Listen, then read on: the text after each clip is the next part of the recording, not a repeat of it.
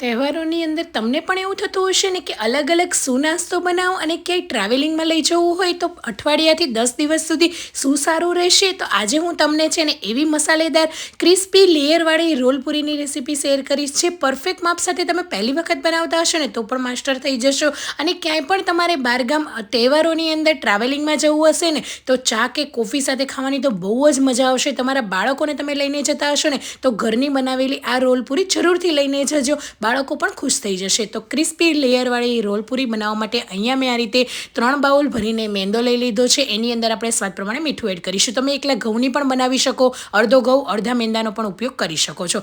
હવે મોણ માટે અહીંયા આપણે 4 થી 5 મોટી ચમચી જેટલું તેલ એડ કરી દઈશું અને બરાબર મિક્સ કરી દઈશું. એકદમ વધારે પડતું આની અંદર મોણનો ઉપયોગ નથી કરવાનો કે એકદમ ઓછું હશે ને તો પૂરી ખાવામાં ચવડ થઈ જશે, એકદમ કડક થઈ જશે, દાંતમાં જે વાગે ને એવી થશે.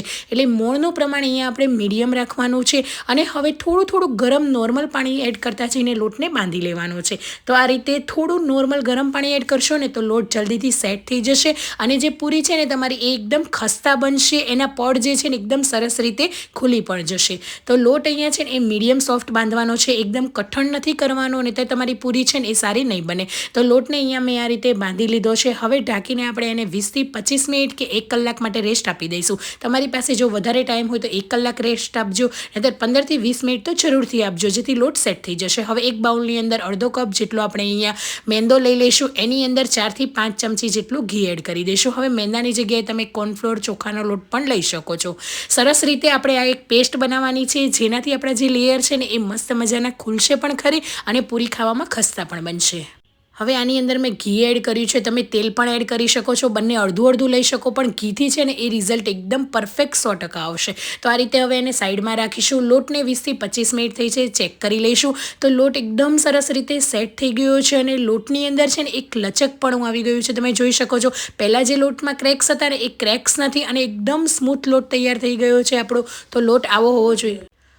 હવે લોટમાંથી છે ને મીડિયમ સાઇઝના બોલ્સ તૈયાર કરી લેવાના. તો આ રીતે અહીંયા મીડિયમ સાઇઝના કરીને આપણે એક રોટલી વણી લઈશું. તો મોટી એવી રોટલી વણવાની છે, પણ મેંદાની બનાવી રહ્યા છે ને એટલે જરાય તમારે જાડી નથી વણવાની, નહીંતર ચડતી વખતે વાર લાગશે. એટલે એકદમ પતલી અને મોટી રોટલી વણીને તૈયાર કરી દઈશું. જો તમે રેગ્યુલર પૂરી તો તમે તહેવારોની અંદર ઘણી બધી વખત બનાવતા હશો કે ક્યાંય પણ તમારે ટ્રાવેલિંગમાં લઈ જતા હશો, તો નોર્મલ ફરસી પૂરી કરતાં પણ થોડી અલગ રીતે આ રીતે મસાલાવાળી બનાવશો ને તો ઘરમાં બધાને ભાવશે ને બનીને પણ મસ્ત તૈયાર થઈ જશે.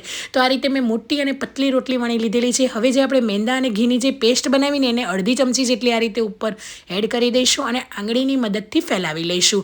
તો આ રીતે એની કિનારીમાં અને બધે જ વચ્ચે આ રીતે સરસ રીતે ફેલાવવાની છે, જેનાથી જે આપણા લેયર છે ને એ મસ્ત મજાના ખુલશે પણ ખરી. તો આ રીતે મેં અહીંયા આખી બધી જ પેસ્ટને ફેલાવી દીધી છે.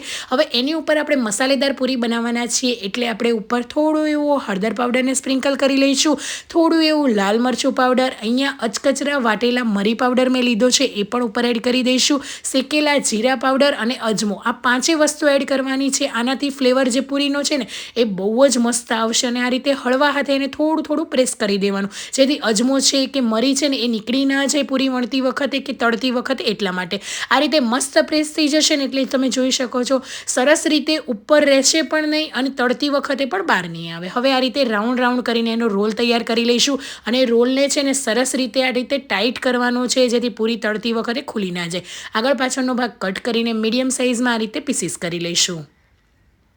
તો બસ આ રીતે કરી લેવાના છે. આને તમે પિનવેલ પૂરી પણ કહી શકો છો, પણ એનું તમે જોઈ શકો છો ટેક્સચર, એની અંદર રોલની અંદર જે કલર આવ્યો છે એકદમ મસ્ત મજાનો આવ્યો છે. હવે એને ઉપરથી થોડું એવું પ્રેસ કરીને 1 થી 2 વેલણથી વણી લઈશું.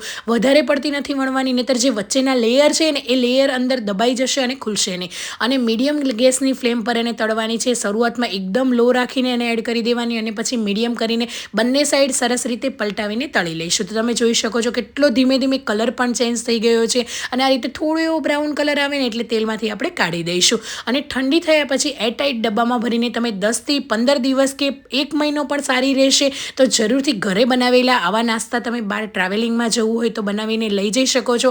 બહારના પેકેટ કરતાં બાળકોને આ રીતે ઘરના બનાવેલા આપો, એકદમ સરસ એવા બનશે અને એકદમ ખસ્તા પણ છે. રોલ કેટલા સરસ એવા બન્યા છે, લેયર પણ એના ખુલ્યા છે. તો તમને કેવી લાગી આ રોલ પૂરીની રેસીપી એ મને જરૂરથી કમેન્ટ બોક્સમાં જણાવજો. અને ઠંડી થયા પછી પણ આપણે એરટાઈટ ડબ્બામાં ભરી લઈશું. તો કેવી લાગી રેસીપી એ કહેજો. Thank you for watching. આવજો.